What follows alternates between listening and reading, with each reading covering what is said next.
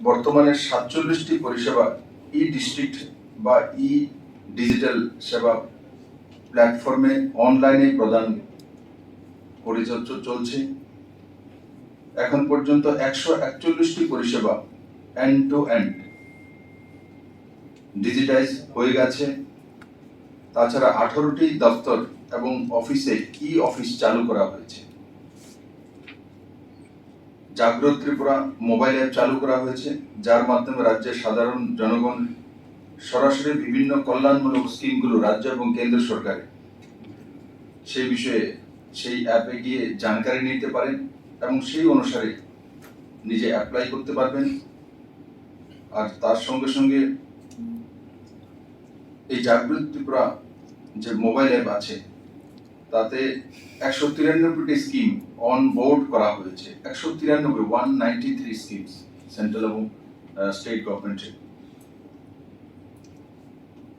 আর তার সঙ্গে সঙ্গে আজকে 1905 তো চালু হয়েছে সার্বজনীনভাবে, এবং মানুষ যাতে অফিসে না গিয়ে গ্রামের মধ্যেই সুযোগ সুবিধা গ্রহণ করতে পারে, সরকারি অফিসের বিভিন্ন কাজকর্মগুলি সমাধান করতে পারে, সেই দিশাতেও এই সরকার সর্বতভাবে প্রয়াসরত।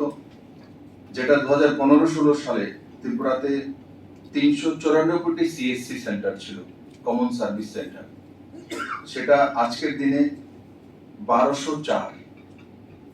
আপনারা কল্পনা করুন, যেখানে 394টি CSC centre common service centre ছিল, সেটা 1204 কমন সার্ভিস সেন্টার আজকে ত্রিপুরাতে কাজ করছে বিভিন্ন গ্রামে।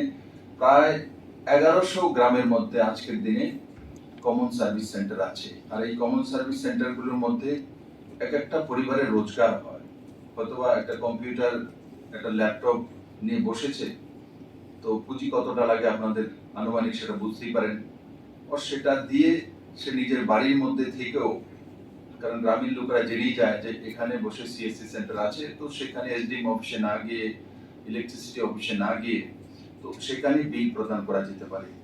এবং তার যে এক্সট্রা কোনো টাকা দিতে হবে না, যেটা দেওয়া হচ্ছে সরকারের কাছে যেটা দেওয়া হতো সেটা থেকেই একটা অংশ সিএসসি সেন্টার যে চালনা করছেন তাকে দেওয়ার ব্যবস্থা হয়েছে। তার জন্য আলাদা করে কোনো পয়সার ব্যবস্থা নেই। তাছাড়া সিএসসি সেন্টারগুলোতে কাজ করার ফলে গ্রামীণ মানুষের সেই সুযোগটা হয় যে সে তার জীবিকা নির্বাহের জন্য সে চাকরি করুক, আর কোনো জায়গায় প্রাইভেট কোম্পানিতে কাজ করুক, আর নিজের কোনো কাজ করুক।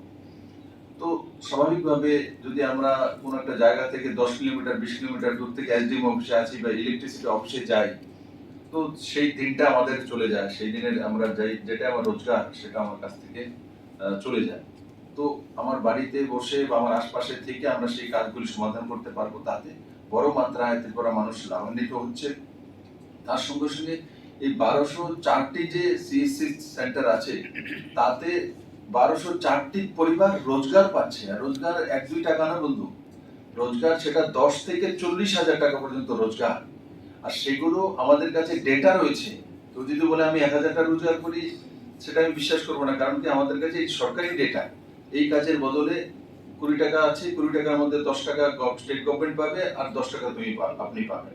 তো এটা অনলাইনে দেখা যায়, প্রত্যেকটা সেন্টারে যারা কাজ করে সে কত টাকা রোজগার করছে সেটা আমাদের কাছে সম্পূর্ণ ডেটা রয়েছে।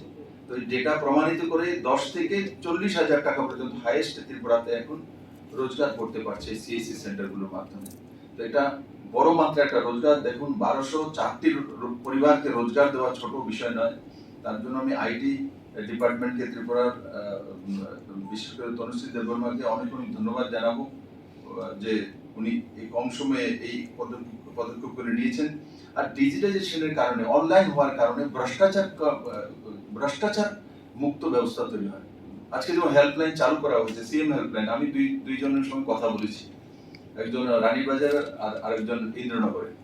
তো সরাসরি তাদের সঙ্গে কথা বলার পর স্বাভাবিকভাবে সে কোন পার্টির হোক, কোন জাত হোক, কোন পন্থ হোক, সেই বিষয়ে আমার কোনো অফিসার বা কোনো হেল্পলাইনে বসে আছে জিজ্ঞাসা করবেন না আপনি কোন পার্টি।